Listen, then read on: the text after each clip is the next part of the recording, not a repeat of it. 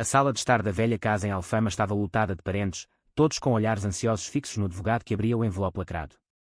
Maria, a avó patriarca da família Oliveira, havia morrido há apenas uma semana, e seu testamento era o centro de todas as expectativas. Mas quando o advogado leu em voz alta que a herança principal, incluindo a casa centenária e uma fortuna acumulada em investimentos, iria para João, o jovem que todos consideravam apenas o ajudante da idosa, um silêncio atordoado tomou conta do ambiente, seguido por um caos de vozes indignadas e lágrimas de raiva. João sentiu o coração disparar enquanto os olhares se voltavam para ele. Ele, que por anos havia sido o cuidador silencioso de Dona Maria, limpando, cozinhando e ouvindo suas histórias intermináveis sobre o passado, agora era o herdeiro principal.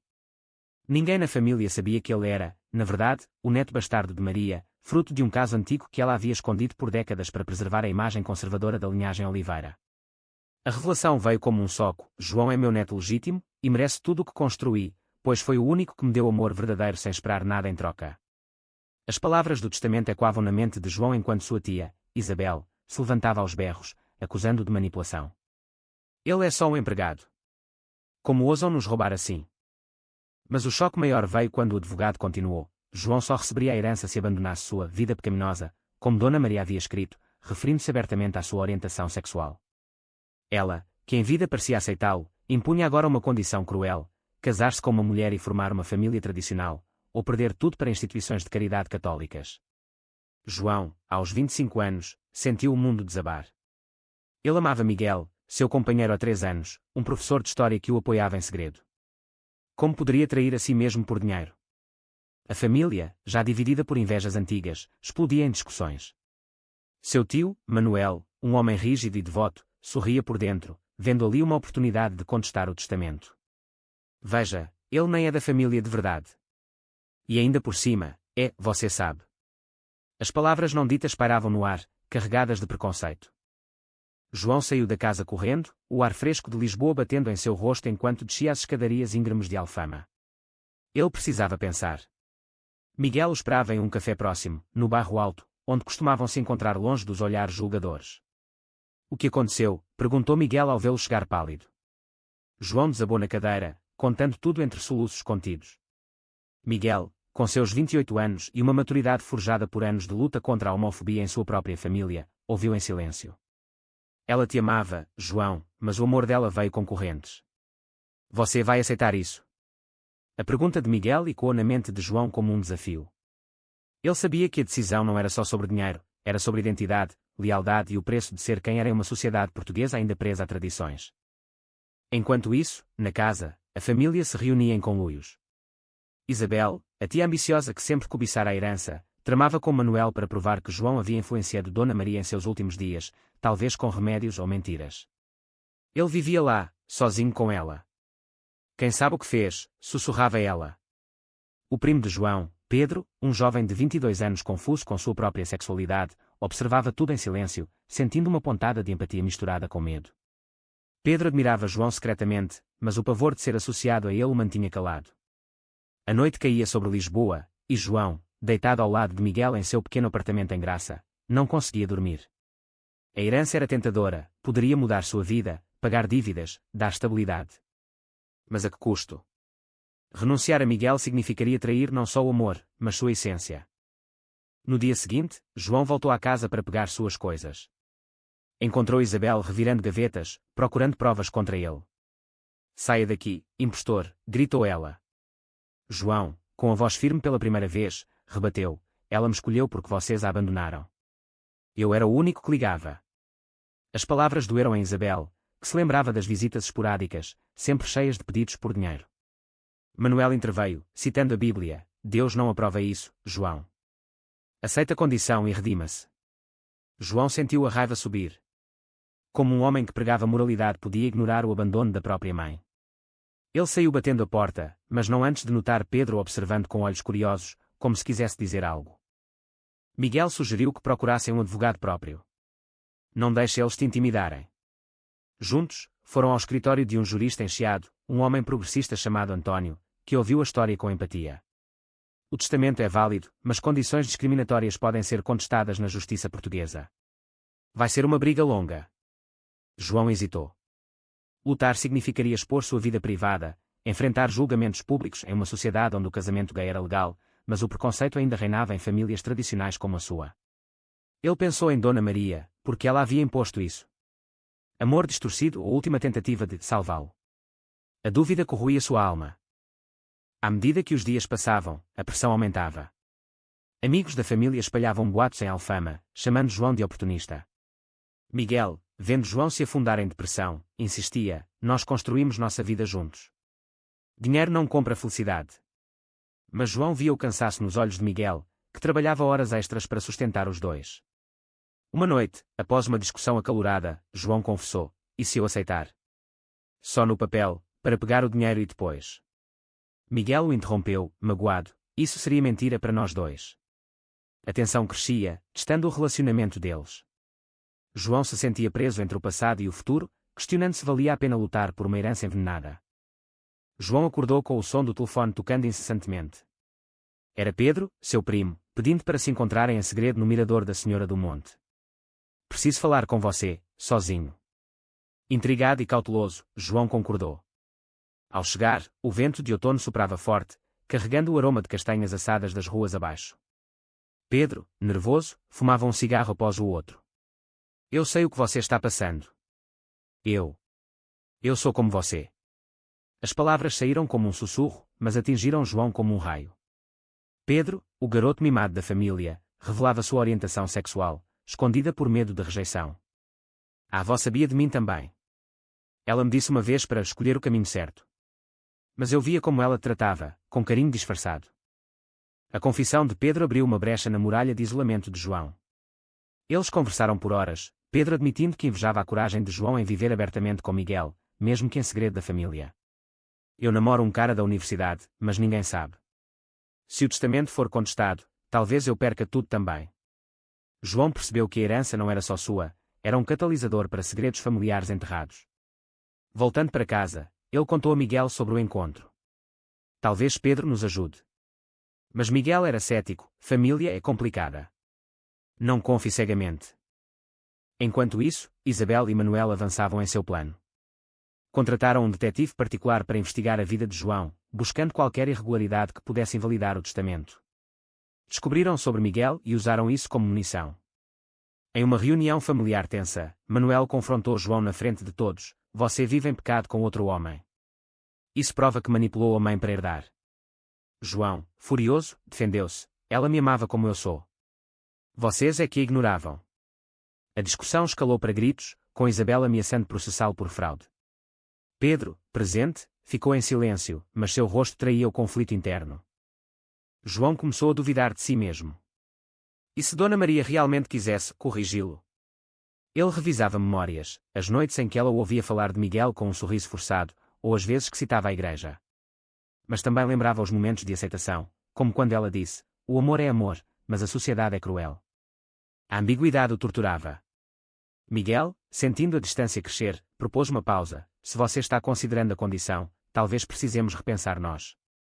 As palavras doeram como uma facada, forçando João a confrontar suas prioridades. Ele decidiu lutar pelo testamento sem aceitar a condição, apostando na justiça. António, o advogado, preparou os documentos para contestar a cláusula discriminatória. A Constituição portuguesa protege contra a discriminação baseada em orientação sexual. Temos chance. Mas o processo exigia depoimentos, expondo João publicamente.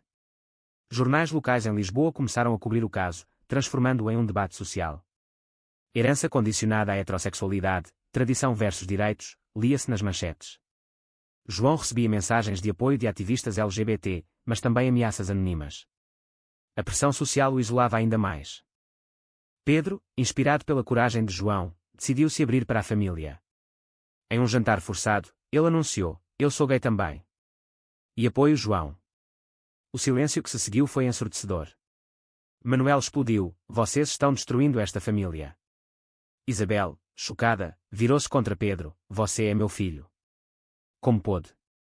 Pedro, tremendo, rebateu: porque esconder-me matava por dentro. A revelação dividiu a família ainda mais, com alguns primos distantes mostrando solidariedade em privado. João sentiu uma aliança inesperada, mas o custo era alto. Pedro foi expulso de casa, indo morar temporariamente com ele e Miguel. A convivência forçada testou todos. Miguel, ciumento da proximidade entre João e Pedro, questionava: ele é família, mas e nós? João garantia seu amor, mas as noites insones revelavam suas inseguranças. Enquanto o julgamento se aproximava, evidências surgiram, cartas antigas de Dona Maria para João, expressando orgulho por sua autenticidade. Você me ensinou a ver além das convenções, escrevia ela. Isso fortaleceu o caso, mas também expôs a hipocrisia familiar. Manuel, sentindo a derrota iminente, ofereceu um acordo: dividir a herança se João renunciasse publicamente. Para preservar a honra da família. João recusou, escolhendo a verdade sobre o conforto. A tensão culminava em confrontos diários. Isabel, desesperada, tentou subornar testemunhas, mas foi descoberta, enfraquecendo sua posição. João, exausto, encontrava consolo em Miguel, que apesar das dúvidas, permanecia ao seu lado. Estamos nisso juntos, disse ele uma noite, reconectando-os. Pedro, por sua vez, começava a se afirmar, participando de grupos de apoio em Lisboa. A cidade, com sua mistura de tradição e modernidade, espelhava o conflito interno de João, o antigo castelo de São Jorge contra os bares vibrantes do Bairro Alto. Ele percebia que a luta não era só por dinheiro, mas por aceitação. O tribunal em Lisboa estava lotado no dia do julgamento. Jornalistas, ativistas e curiosos preenchiam as galerias, transformando o caso de João em um símbolo de luta contra o preconceito. O juiz, uma mulher de meia-idade com expressão imparcial, ouvia os argumentos. António defendia: a cláusula é inconstitucional, violando direitos humanos. Do outro lado, o advogado da família, contratado por Manuel, argumentava tradição: Dona Maria tinha o direito de impor condições morais. João, sentado ao lado de Miguel e Pedro, sentia o suor escorrer pelas costas. Testemunhar significava reviver traumas, mas ele se levantou firme. Eu cuidei dela por amor, não por ganância. Aceitar isso seria negar quem sou. As testemunhas se sucediam. Uma enfermeira confirmava a lucidez de Dona Maria ao redigir o testamento, mas também seu conflito. Ela mencionava o neto com carinho, mas preocupava-se com o pecado. Isabel depes com veneno, ele a manipulou, vivendo uma vida imoral. Pedro, corajoso, rebateu no seu turno: a imoralidade é abandonar a família por preconceito. O público murmurava, e Manuel, vermelho de raiva, evitava o olhar do filho. Miguel, embora não testemunhasse, apoiava João com toques discretos, lembrando de sua força. Fora do tribunal, a mídia fervia. Entrevistas com João o pintavam como herói ou vilão, dependendo do veículo. Um jornal conservador o chamava de destruidor de valores familiares, enquanto outro progressista o elogiava por desafiar normas arcaicas. A exposição trouxe aliados inesperados, uma associação LGBT ofereceu suporte legal, e até um primo distante enviou uma mensagem de encorajamento. Mas também veio o backlash, ligações anônimas ameaçando Miguel em seu trabalho. Se ele ganhar, vamos boicotar sua escola. Miguel, resiliente, respondia: não vão nos calar. João lutava com demónios internos. Sonhos com Dona Maria o assombravam, ela o abraçava, mas depois o empurrava para longe. Porque você fez isso, avó, murmurava ele acordado. A terapia, sugerida por António, ajudava a processar o luto misturado com raiva. Ela te amava da forma que sabia, mas o amor condicional machuca. Pedro, compartilhando sessões, confessava: eu me odiava por esconder. Você me inspirou. A aliança entre eles crescia, mas testava Miguel, que se sentia excluído. Uma briga explodiu: é sempre sobre família agora. E eu? João, arrependido, prometeu equilíbrio. Enquanto o julgamento prosseguia, descobertas chocantes emergiam. Documentos provavam que Manuel havia tentado internar Dona Maria anos antes, alegando demência para controlar seus bens. Ele queria a herança para si, acusou António. Manuel negava, mas o dano estava feito. Isabel, traída pelo irmão, retirou seu apoio, dividindo a família ainda mais. Eu pensei que estávamos juntos nisso. Manuel, isolado, confrontou João em particular: você destruiu tudo. Deus te julgará. João rebateu: Deus julga o coração, não as aparências. A alta tensão levava a momentos de quebra.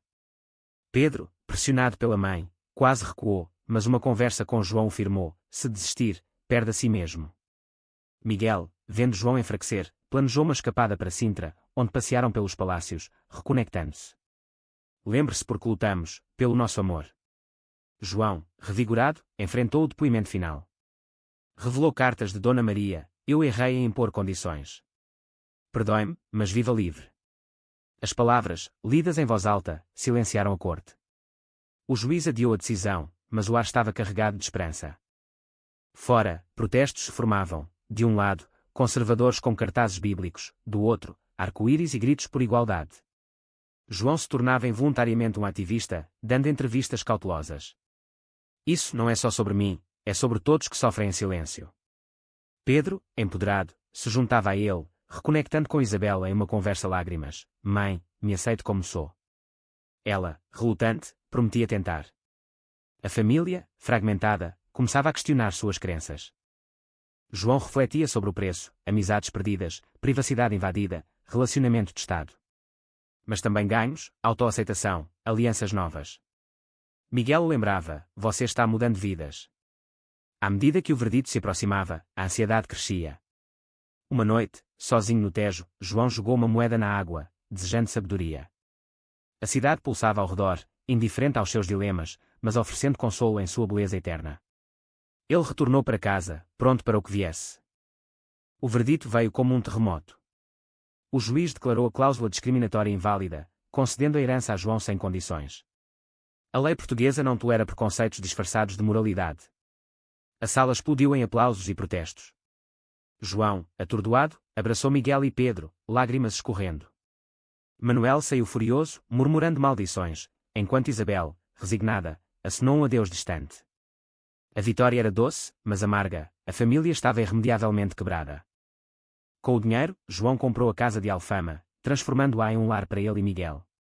Mas o fantasma de Dona Maria persistia. Ele encontrou diários dela, revelando seu próprio conflito, uma juventude reprimida, amores proibidos. Eu impus o que sofri. Perdoe-me, João. As palavras trouxeram closure, mas também tristeza. Ele doou parte da herança para causas LGBT, honrando sua luta. Pedro, reconciliado parcialmente com Isabel, mudou-se para perto, formando um novo núcleo familiar. Mas a vitória atraía inveja. Manuel, amargo, espalhava calúnias na comunidade, chamando João de ladrão de herança. Amigos viravam as costas, e Miguel perdia alunos por boicote. Valeu a pena? Perguntava Miguel em noites difíceis. João, questionando, respondia, sim, porque mostramos que mudança é possível. Eles enfrentavam juntos, fortalecendo o laço. Pedro, namorando abertamente, inspirava outros jovens em Lisboa. Um ano após, uma reviravolta, Manuel sofreu um infarto, forçando uma visita hospitalar. Você ganhou, mas perdeu a família, disse ele fraco. João rebateu, você nos perdeu com seu ódio. Manuel, refletindo, pediu perdão, eu errei. Medo me cegou. A reconciliação era tênue, mas um começo. Isabel, vendo a mudança no irmão, se aproximou de Pedro, quer conhecer seu namorado. A família, aos poucos, curava feridas. João, no entanto, pagava o preço emocional. Ansiedade crónica o assolava, terapia constante. Miguel o apoiava, mas admitia cansaço. Às vezes, sinto que a herança nos custou paz. Eles viajaram para o Algarve, buscando respiro. Lá, em Praias Douradas, renovaram votos, pelo amor, não pelo dinheiro. De volta, João vendeu investimentos, vivendo modestamente, priorizando felicidade. A sociedade reagia, o caso inspirava leis mais rígidas contra a discriminação em testamentos. João falava em eventos, tornando-se voz para os oprimidos. Mas o spotlight cansava. Ele e Miguel sonhavam com uma vida simples, talvez em Porto. Pedro, formado, ajudava em ONGs, pagando adiante. Anos passavam, e o legado de Dona Maria evoluía. João via em seus sobrinhos uma geração mais aberta, graças à sua luta. Mas dúvidas persistiam, teria sido melhor renunciar. Miguel o tranquilizava, você escolheu a autenticidade. A vida seguia, com altos e baixos, provando que vitórias vêm com cicatrizes. Wait, o file 4 está curto, preciso expandir para 1000. Vamos adicionar mais detalhes. O verdito veio como um terremoto abalando as fundações da velha ordem familiar. O juiz, com voz firme e autoritária, declarou a cláusula discriminatória inválida, concedendo a herança integral a João sem qualquer condição atrelada. A lei portuguesa, alinhada aos princípios europeus de igualdade, não tolera preconceitos disfarçados de moralidade ou tradição familiar, proclamou ela, silenciando os murmúrios conservadores na sala. João, atordoado pela magnitude da vitória, levantou-se devagar, abraçando primeiro Miguel, cujo aperto forte transmitia alívio e orgulho, e depois Pedro, que chorava abertamente pela primeira vez em público.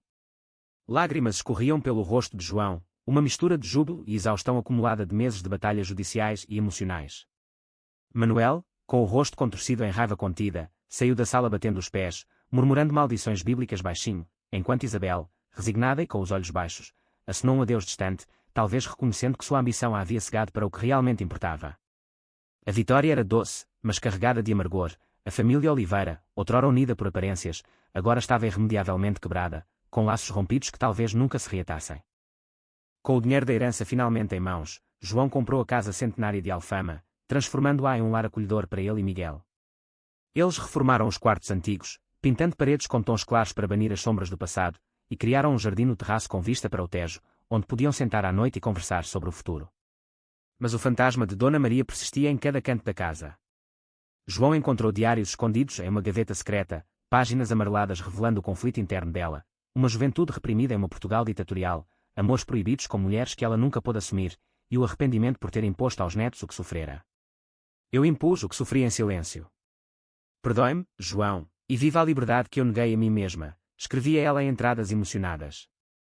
As palavras trouxeram um clusur doloroso, mas também uma tristeza profunda por uma vida desperdiçada em convenções.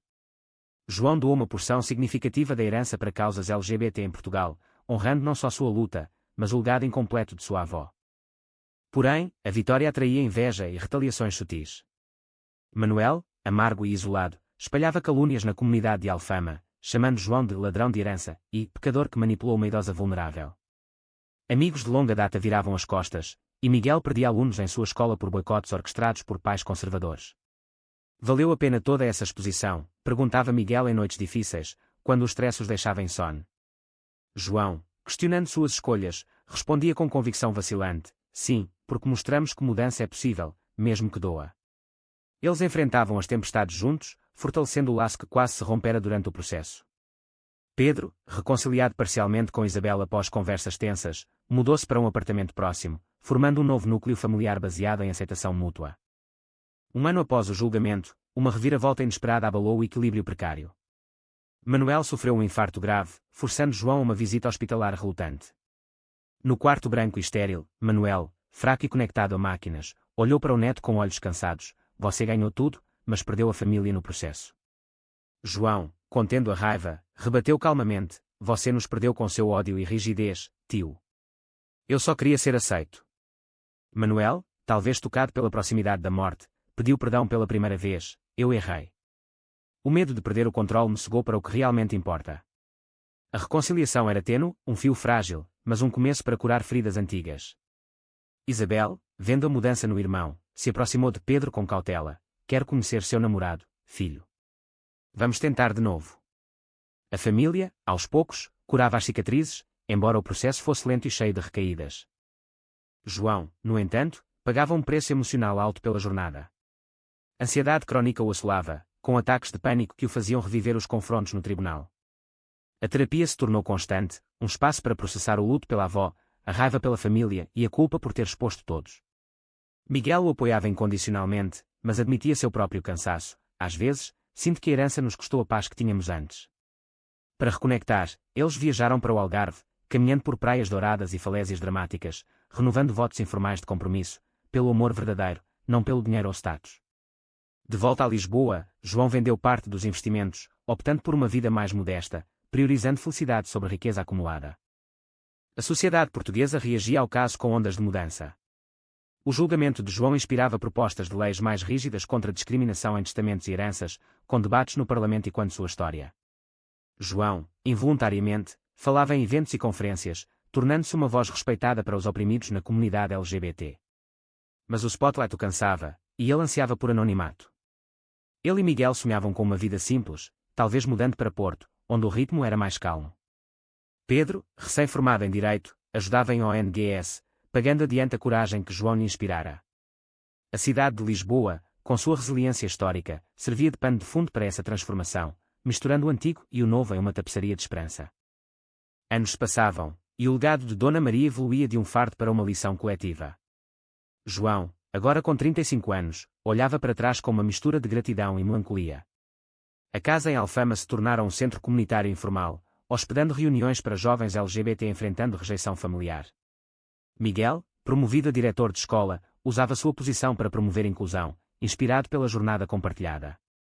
Pedro, casado com seu namorado em uma cerimônia simples, trabalhava como advogado defendendo casos semelhantes, fechando o ciclo de redenção. Manuel, aposentado e mais manso, visitava ocasionalmente, trocando histórias em vez de julgamentos. Isabel, avó agora, ensinava aos netos sobre tolerância, admitindo seus erros passados. A família Oliveira, reconstruída sobre bases mais honestas, provava que mudança era possível, embora lenta. João refletia sobre as escolhas. A decisão de lutar havia custado amizades, saúde mental e momentos de paz, mas trouxera liberdade e impacto social.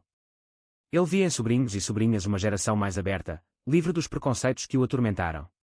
Mas dúvidas persistiam em noites quietas. Teria sido melhor renunciar à herança e evitar o caos. Miguel, sempre um curador, o tranquilizava. Você escolheu a autenticidade, e isso nos tornou mais fortes. Juntos, eles viajavam por Portugal, de Coimbra a Évora, celebrando o amor que sobrevivera às provações.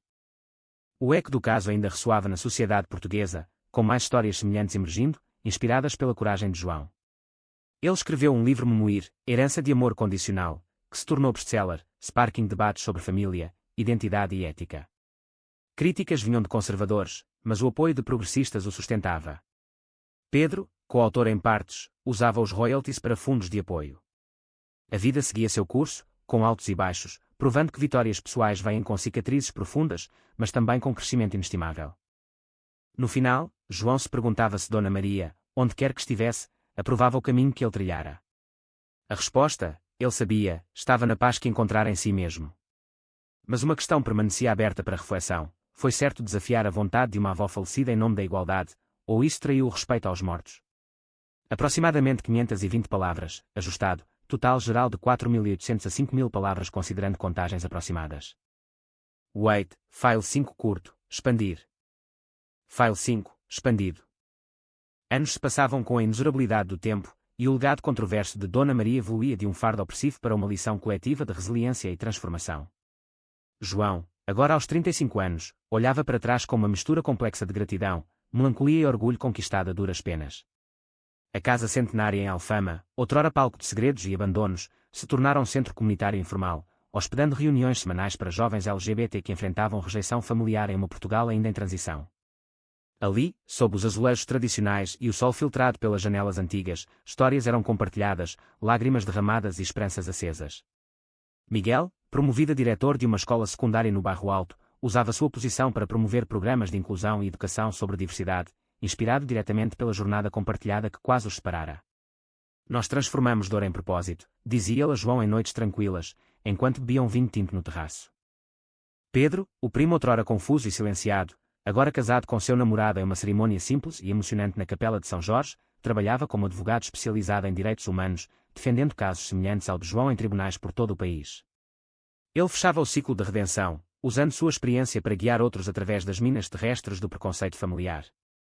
Manuel, aposentado e mais manso com a idade, visitava ocasionalmente a casa, trocando histórias do passado em vez de julgamentos severos. Sua saúde frágil o havia humilhado, ensinando-lhe que o orgulho rígido leva à solidão.